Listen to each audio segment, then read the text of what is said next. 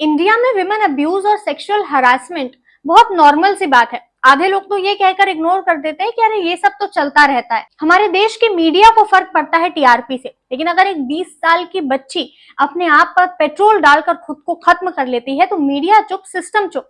क्यों? क्योंकि ये टीआरपी नहीं है। सौम्यश्री उड़ीसा के बालासोर के एफएम कॉलेज की एक 20 साल की बीएड स्टूडेंट जो अपने आप को अपने प्रिंसिपल ऑफिस के बाहर पेट्रोल डालकर खत्म कर लेती है। 95% बर्न्स के साथ उसको भुवनेश्वर के एम्स में ले जाया जाता है और 14 जुलाई को वो अपनी जान से हाथ धो बैठती है। ऐसा नहीं है कि अपने साथ हो रहे हरासमेंट के बारे में सौम्यश्री ने किसी को बताया नहीं। सौम्यश्री के कॉलेज का एचओडी समीर कुमार साहू उससे फेवर्स मांग रहा था। जब सौम्यश्री ने इसका विरोध किया तो सौम्यश्री को एग्जाम में मार्क्स कट करने की और अटेंडेंस कम करने की धमकी दे दी गई।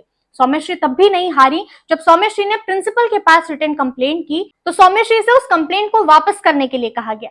सौम्यश्री फिर भी नहीं हारी। सौम्यश्री ने अपने सोशल मीडिया का सहारा लिया और सौम्यश्री ने अपने सोशल मीडिया पर ऑफिशियल्स को टैग करके पोस्ट डाला। उन्होंने बताया किस तरीके से कॉलेज उनको प्रताड़ित कर रहा है, लेकिन ना तो कॉलेज की तरफ से और ना सिस्टम की तरफ से कोई जवाब आया। सबने उसको इग्नोर किया।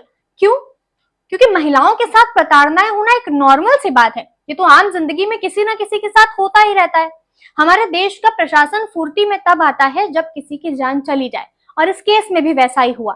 सौम्यश्री की मौत के बाद कॉलेज के प्रिंसिपल और एचओडी दोनों को सस्पेंड किया गया और उसके बाद में दोनों को अरेस्ट किया गया। यही एक्शंस अगर सौम्यश्री के जिंदा रहते लिए गए होते तो आज सौम्यश्री इस समाज से नहीं लड़ रही होती, आज सौम्यश्री अपने कॉलेज और इस प्रशासन से नहीं लड़ रही होती। आज सौम्यश्री हमारे सामने जिंदा होती और अपने सपनों के लिए आगे दौड़ रही होती। हमारे देश में इस तरीके के केसेस होते रहते हैं। इन केसेस के बाद प्रोटेस्ट भी होते रहते हैं और उन प्रोटेस्ट के साथ में कैंडल मार्च भी होते रहते हैं, लेकिन उसका नतीजा क्या निकलता है? क्या ये सब कुछ होना रुकता है?